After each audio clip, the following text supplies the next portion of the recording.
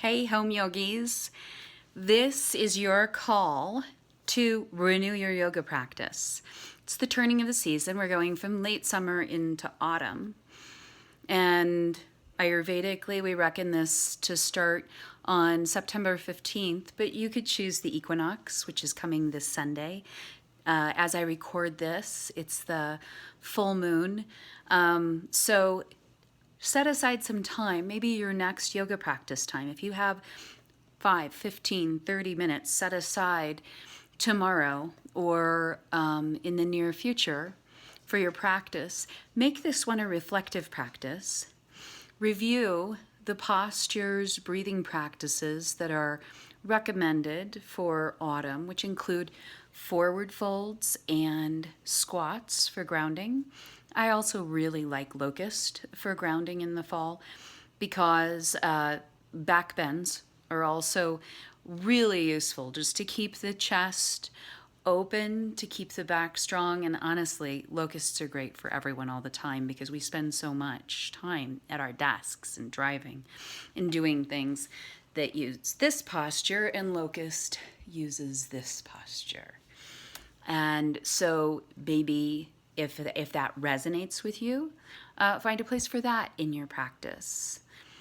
Shoulder stand really comes to the fore along with its sister pose, plow or halasana. Those are excellent postures if you're into strong inversions to include in your autumn yoga practice. Take a seat, go through your home yoga practice workbook, and renew your practice. If those aren't the postures that are calling to you, that's okay. Remember your constitution and how you're being sort of pulled off balance by life and seasons also come into it. So take a moment and listen to your body. You might play yoga for the first 5 minutes of this sort of contemplative / writing practice time where you're contemplating, so what are my next two months on the mat? What do I really want to dive into? What do I want to feel? What am I exploring within myself and for my body, my breath, and my mind?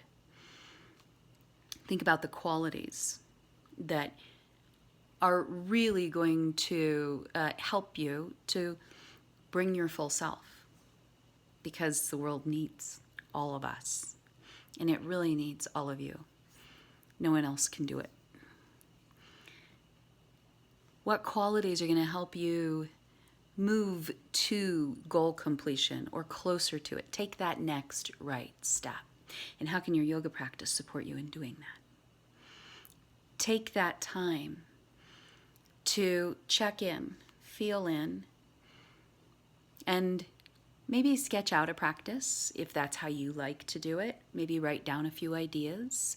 Maybe practice them in your body.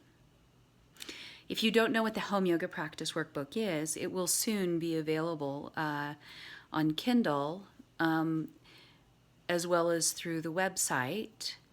The basic idea is that you do whatever it takes for you to get really clear on your why. Why are you coming to the yoga mat? Why are you engaging in self-practice or home yoga practice? A.G. Mohan recently posted an Instagram post where he said, self-practice is where the depths of yoga are found. And if you're listening to this, you're a home yogi and you know it's true. That's where the magic happens. What keeps you coming back every day? What's your motivation? Are there postures or breathing techniques that resonate that motivation deep in your heart, in your bones, in your being, that make you feel certain and sure about what you intend, what you create, what you bring, your value, your worth, your center?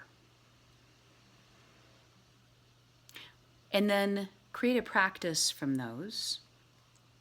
It can be as simple as a simple warm-up, a practice of one posture or 3, and then a closing And remember, it's not yoga without shavasana. So wind it down with final rest.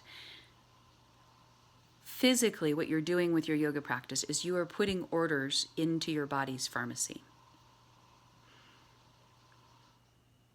You've got to give your pharmacy time to fulfill the orders, and that's shavasana.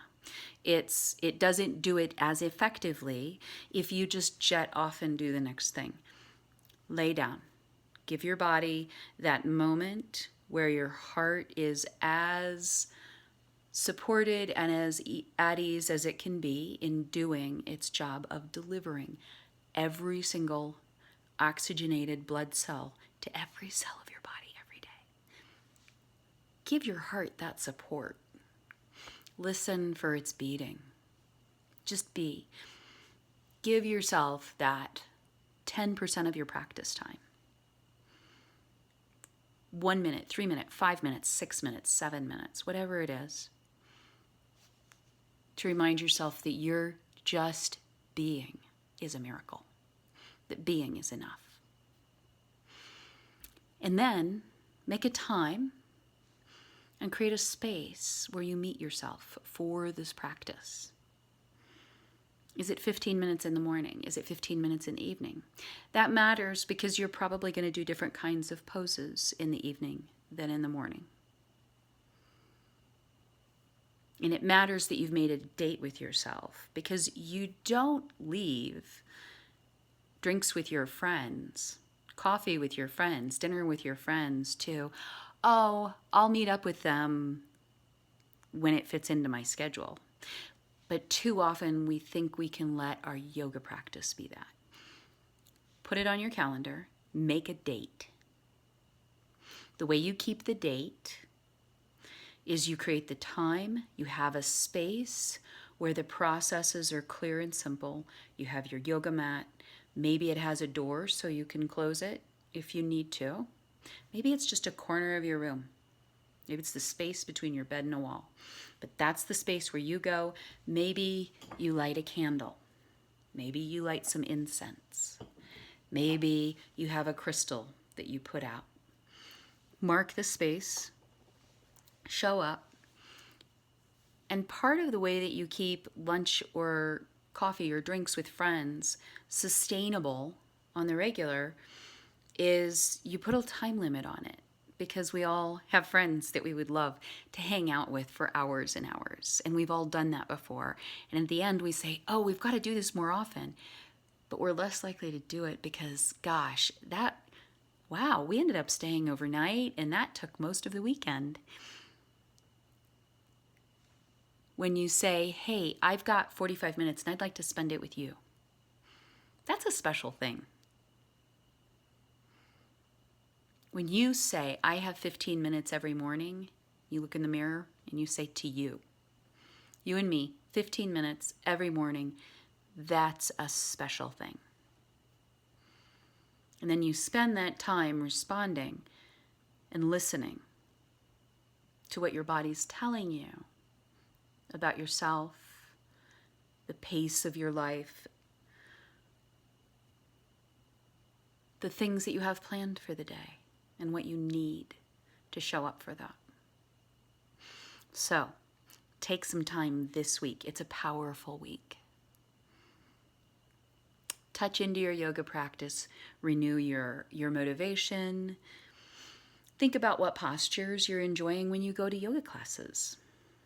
And hey, if you want to come to a yoga class, we have classes at Badlands Studio in Albuquerque. I teach at the community center up here in Sandia Park. And then we also meet via Zoom 4 times a week. And we've got some video on demand. So if you're curious about this way of seasonally practicing yoga, to respond to the conditions outside and how they affect our insides, check us out. We'd love to hear from you. We'd love to practice with you. Happy Yoga Day.